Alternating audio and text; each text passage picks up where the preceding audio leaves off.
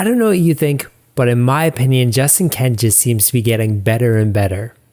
Seemingly, the BC Endurance Project runner and mile to marathon coach has been on the national radar for years, but mostly as a mid-distance track runner.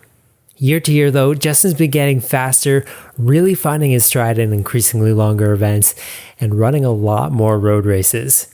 This year, well, strange for everyone, has been a bit of a standout year for Justin, winning the national 10-kilometer title in a virtual event, laying down a few blazing fast half marathons, including an unofficial 62:34 just a few weeks ago, and making the later held back Canadian World Half Marathon Champs team. Right now, Justin is preparing for an exciting new endeavor in his running career, though. He'll be taking on the marathon for the first time in the much-talked-about invitation-only marathon project happening December 20th in Arizona. How does he hope to do his first time out? Well, Justin Kent joins us on this week's episode to answer that question and a whole lot more. My name is Michael Rokas, and you're listening to The Terminal Mile.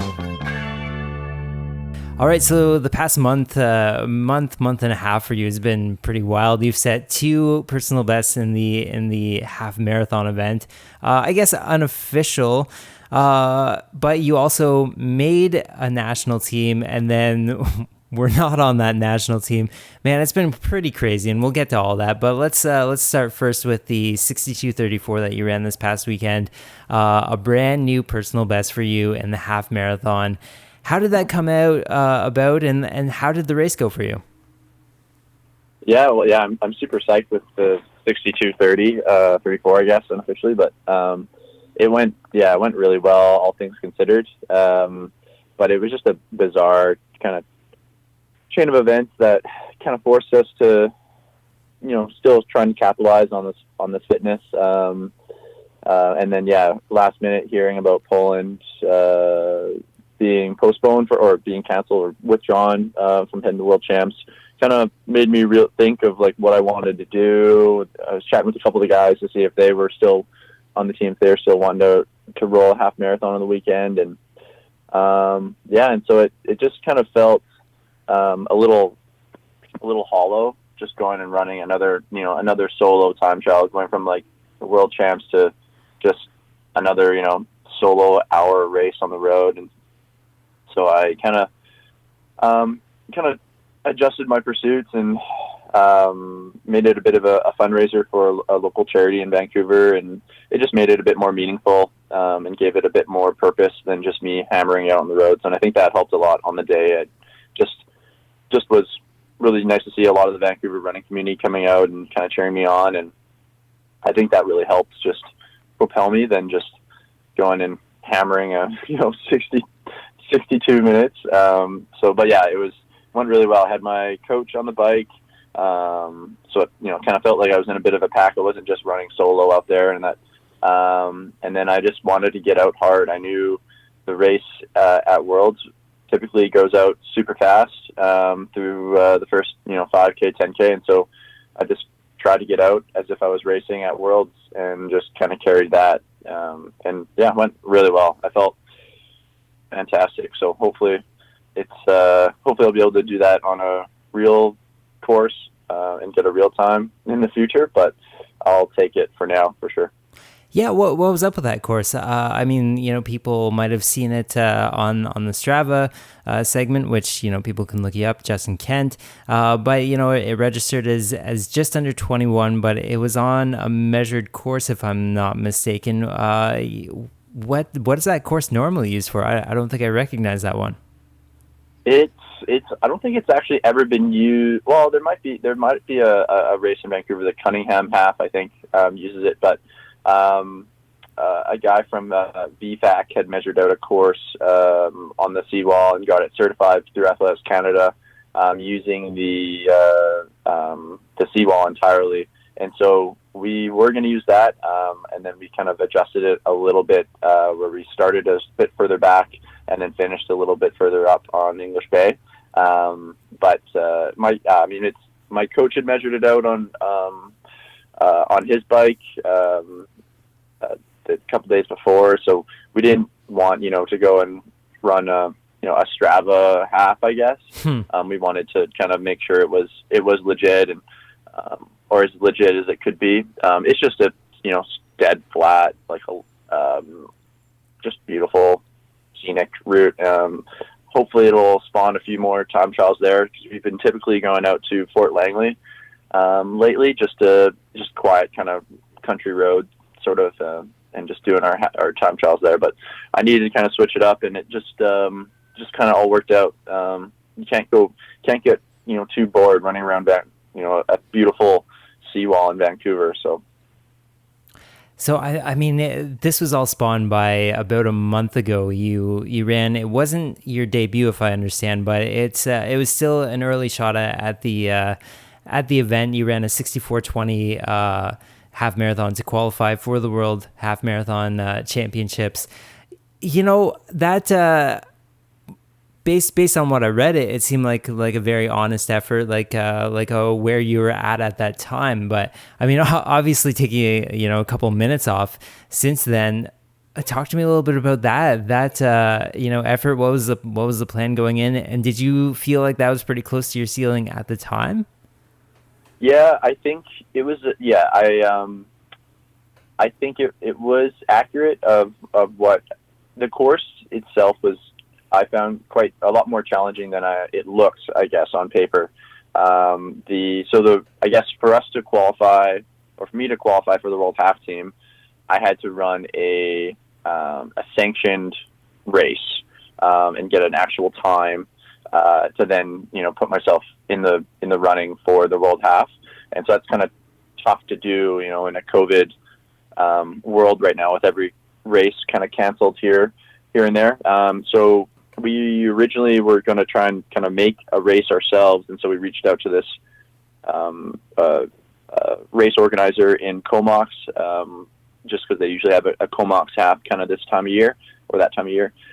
And they kind of ran with it, and just got excited that we had 4 or 6 athletes going, wanting to come up and use their course to qualify for World Half, and they just kind of got the ball and ran with it, and got all the city sanctions, certified the course, had the officials, the timing, and we kind of just had to make sure we showed up and thank them head over knees. And it was a fast. It was deceiving course, I guess. So it went basically, it was quite flat, but then from like 5 to 11K to the turnaround was a kind of a gradual grind. And I had Luke, thankfully I had Luke pacing me for like 15, 16, I think he might have been 16, 17K.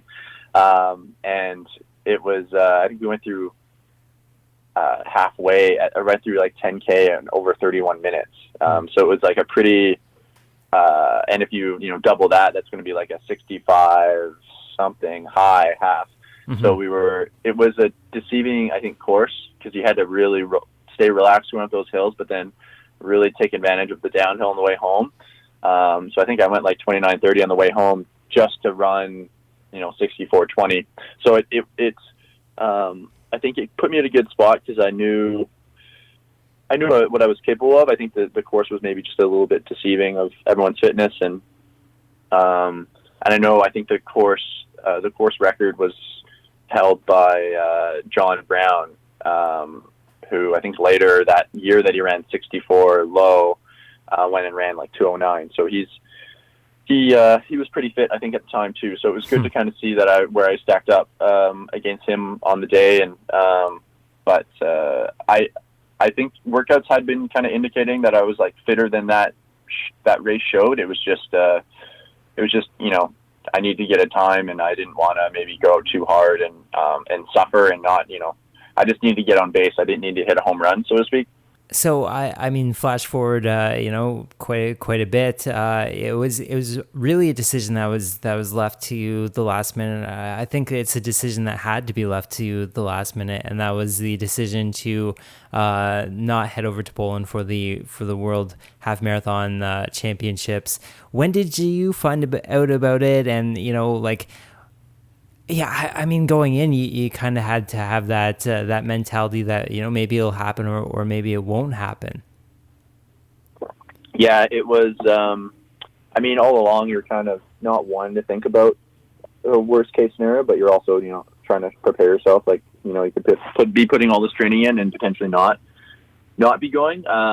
But we didn't necessarily have a say, which I think, I mean, where it was Athletics the final decision was through Athletics Canada, and they deemed that it was just kind of unsafe for us to travel. But we were notified about a 5 or maybe 6 to 7 days before, just about a recent spike in COVID cases, and that if just a heads up that if it trends that way, we'll have to make a decision the day before we all depart on whether we will go or not. And I think on one day they had about like 5,000 cases in one day. So it's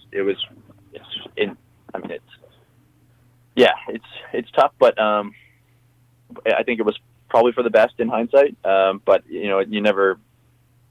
it's a tough pill to swallow at the time, but I think it's something, if we wait a little while, it'll probably make sense. But I think it was just more frustrating for us to know that the event was still going on and that we were going to miss out on this opportunity. But we didn't hear, we didn't hear until like 2 or 3 o'clock the day before we were departing. I think that was like less than like 20 hours before. So we all were kind of starting to pack, and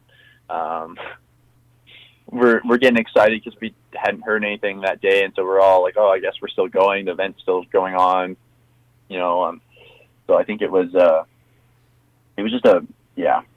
it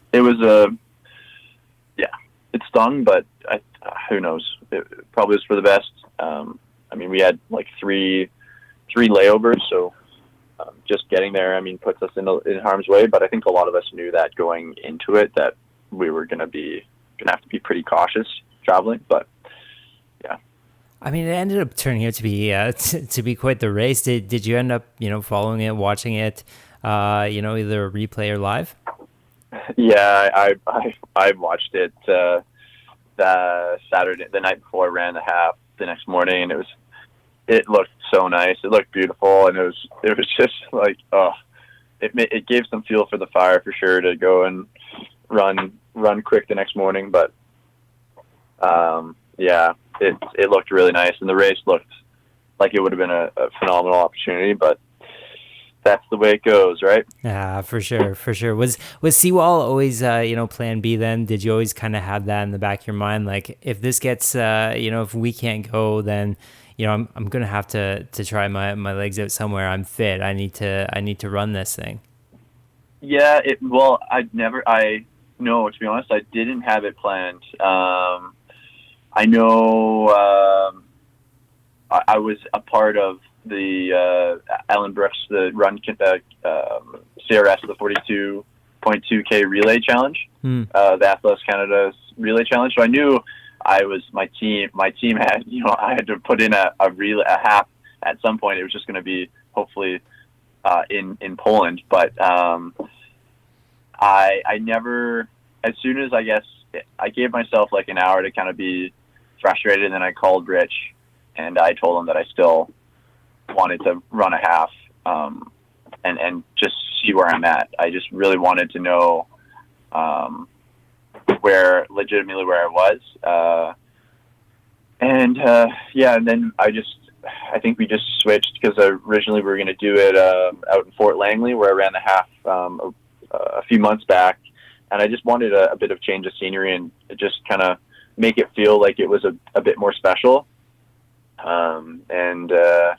So then we decided to do it on the seawall, and we weren't sure how the seawall would be, if it would be you're pretty exposed out there, and it's dead flat, but it's, you never know what it'd be on the day, if it's going to be pouring rain and super windy. But we just it all just kind of came together after the event, after we found out that we were, Canada withdrew their team, and we just refocused and try to put our effort somewhere elsewhere, I guess. You've mentioned quite a few of your teammates and how they helped you with pacing in various races. That's got to be such a cool dynamic having Olympian Luc Boucher on your team and just a really full roster of good guys. Some of them in Ontario right now, if I'm not mistaken. But what's that training dynamic like? And having those sorts of pacers just at your disposal.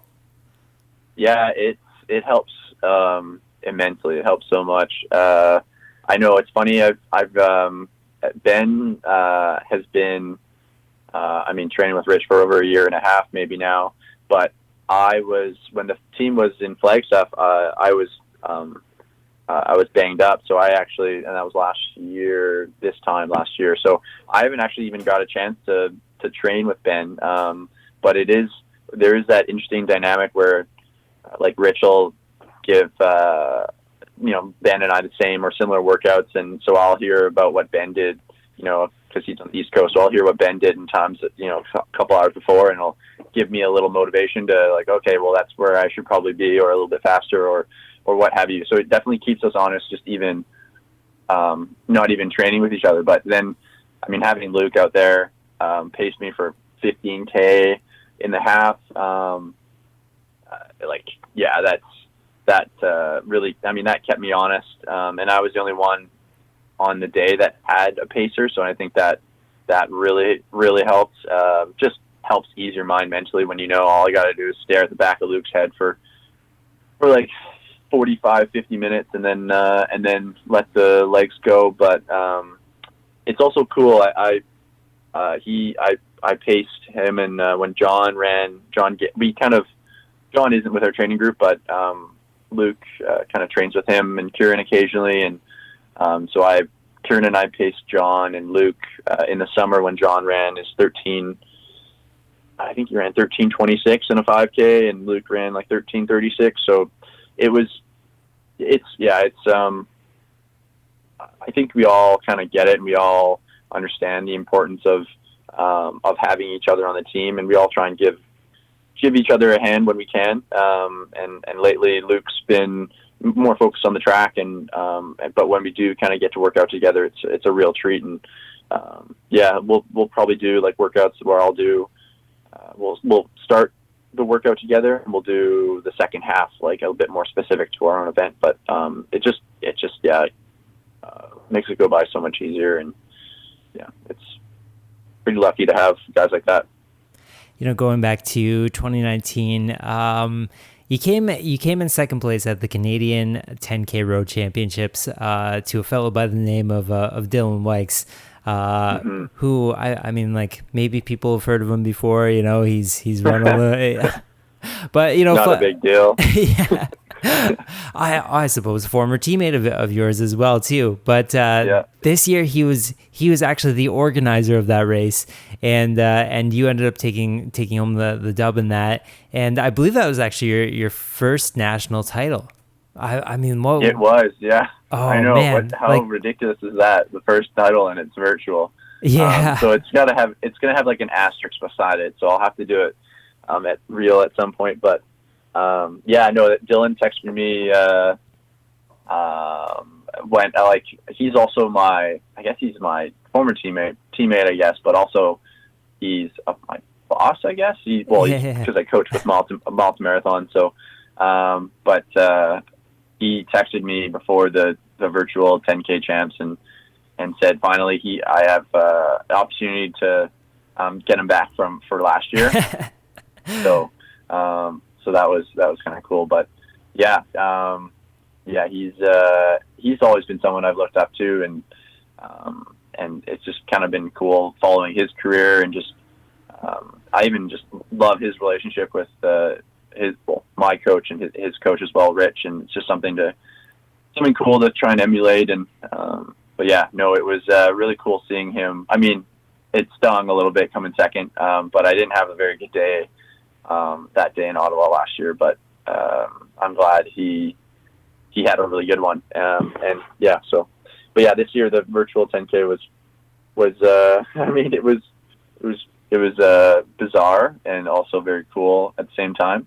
I don't know. But I was pretty psyched with how it went, and kind of, I think, shocked myself with fitness wise. So, but yeah. So I mean, you now have a Sunrun win under your belt. You have, the Canadian national 10K title.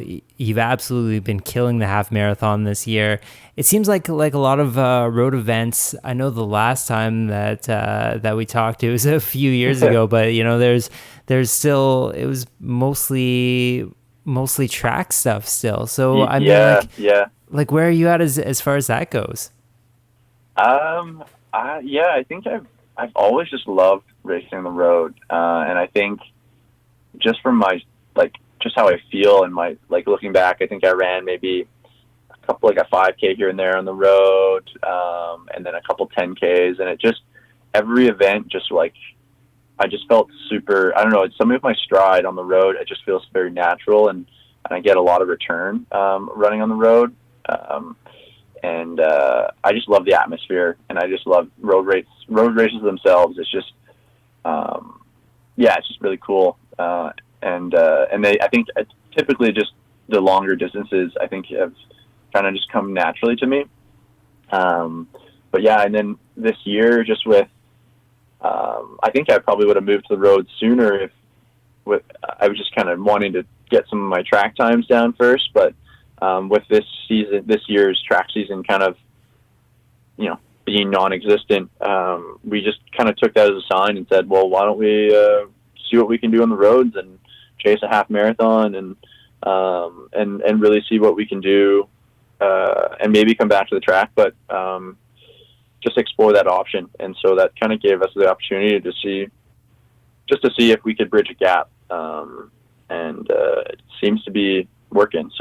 So with that in mind, there is a big race. One of the, I suppose any race that's happening this year is a big race, but coming up closer to the end of the year, there is a big marathon happening down the States. I believe I saw your name on that list. Man, what a place to debut. How are you feeling about that? I mean, I'm really excited. I think if you would have asked me 4 years ago when it was on this show that, I'd be running a marathon in 2020 and during a pandemic in the state, I'd laugh. But even early this year, I think that was on my back of my mind. I've always just loved racing on the roads, and I've always wanted to run a marathon. Just the allure of the event, it's just so iconic, and I'm really excited. It all kind of came about really fast, last Tuesday. So as soon as the pull-in door kind of closed, I was on that same phone call with my coach and just looking at options, and I had this kind of on my I had this on my horizon, I guess, when they announced it a couple months ago. But I wasn't nearly fast enough to get in, or even to kind of bother emailing them to see if they had a spot on the line for me. Mm-hmm. And so I was really banking on running fast at World Half to give me a legitimate shot to get on the line. And we kind of reached out after the pull-in door closed. We reached out and said, hey, this is the circumstances.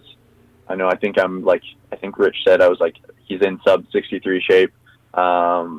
Is there a spot for him in the marathon in December? And they got back to us immediately, an hour later, and said if he's keen, we'd love to have him. And so that helps immensely, just with having a race on the horizon, and just knowing that I think just not having a race to train for, and putting all this time and effort and not knowing what you can actually use that for has been a big difficulty for a lot of athletes these last 8 months. And so just having that date on the calendar just helps a ton. It'll be a bit of an odd build because it's only 8 weeks away, and so I'm not putting too much. I don't want to put too much pressure on myself. I know that I'm in really quite good half marathon shape. But the marathon's a completely different distance. So I'm giving it all the respect I think it deserves. I'm just excited and kind of grateful for the opportunity to just to put a time down, to be honest. So yeah, I'm just trying to get stuck in with those guys, run into 11:30 and see where it goes. Wow, man, you have to know that on runs all across the country, my own included. I was talking to my little brother about that on the run the other day. We were trying to determine what your goal would be going into this sort of thing. Like is it just to put down a time, or like do you have some bigger thoughts in mind? Yeah, I mean, especially with the half and how the half felt. I mean, I have some big goals. I think this, the last 8 months, the Olympics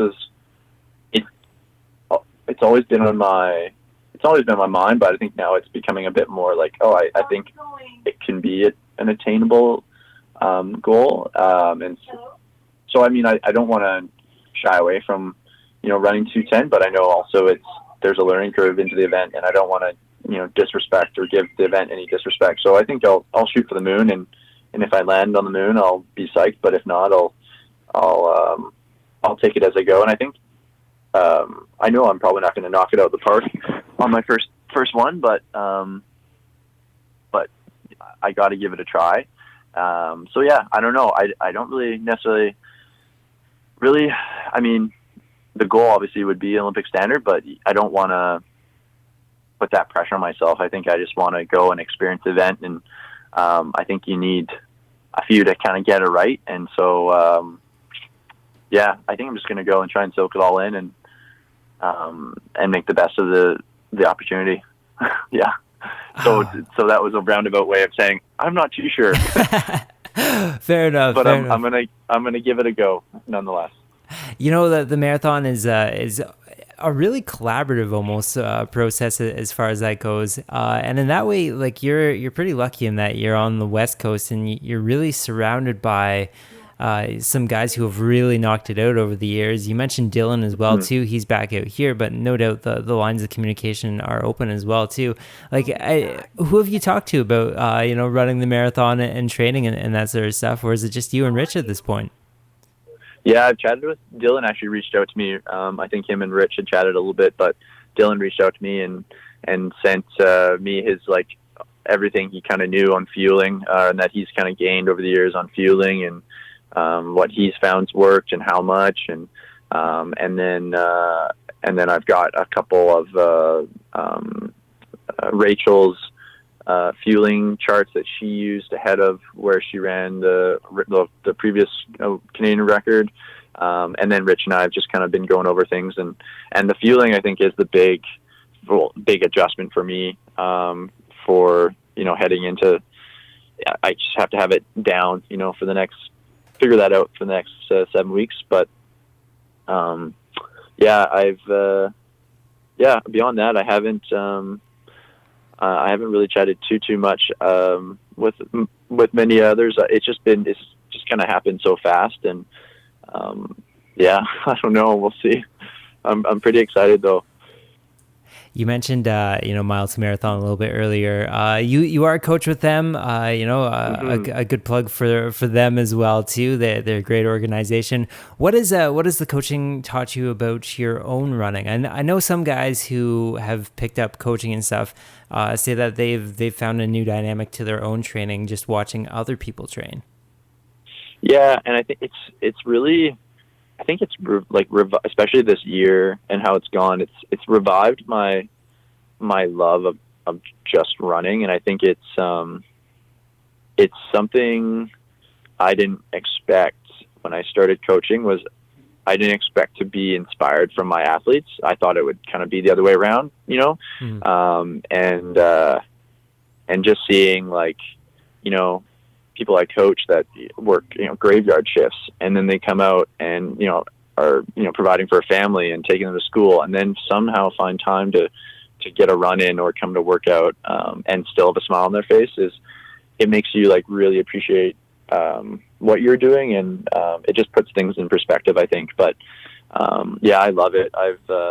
I've got a good little group out in Burnaby that I coach with Josh Seafarth, Dana Podorski's husband and coach, I guess. And we've got a good little thing going and good group, just building. And it's been it's just been maybe an eye-opening experience too, just how just my relationship with my coach, and just seeing that dynamic. And it's been really cool. Yeah, it almost reminds me, I was talking to Nate Brennan. Of course, people know him as, a Canadian middle distance legend, holder of multiple Canadian records, Olympic finalist. He said he never thought he could be so impressed and so inspired by watching a kid break 5 in the mile for the first time. It sounds like you're going through something pretty similar then. Oh yeah, I think. Yeah, there's something that you, it's just, it's just something really cool to see, and just something really cool to see the development, like right in front of your eyes. I know some guys have now been coaching for just over almost a year now, and just seeing where they're at, last January and what they're able to do now is just really cool to see, and I think the enthusiasm they share for running is infectious. And I've certainly seen that carried over into my training and how I approach workouts. And really, I would certainly share the same sentiment with Nate. We talked a little bit off air, but you're one of those guys who it's been really neat to watch in that you've just been improving and improving over the past couple of years. One neat thing about the show is like you get to talk to people at different stages. Last time you're sharing the show with another up and comer, Ben Flanagan, who I guess things have turned out okay for him as well too. But yeah. I mean, there's a lot of people who are listening, and maybe they are frustrated with their own development and that sort of stuff. What do you think the key has been, for you to just keep on improving and improving? Yeah, I think as cliche as it probably sounds, is I've just enjoyed it all. I think you really got to kind of take things day by day and just enjoy the whole process, and including the downs and the lows. I think just enjoying it all. It might be tough to say now, but I think just keep chipping away and focusing on what you can do today to make yourself better, and whether that's cross training, and doing all the core exercises you need to kind of get yourself back to 100% health, or just maintaining fitness while you're hurt, or just being motivated to go for a run. I think it's I'd just say focus on the day to day and trying to maximize what you can do to help yourself going forward. Man, 2020's been such a weird year, but it's been a good year for you. It's been a really good year, and happy to have you back on the podcast. It's it's always a treat to have you on, man. Really appreciate it. Oh, thank you. I appreciate it, and I love coming back too. It's kind of a little full circle, 4 years. But I love what you've been able to do, and I like the new graphics. I can't wait to see my own cartoon, Justin Kent.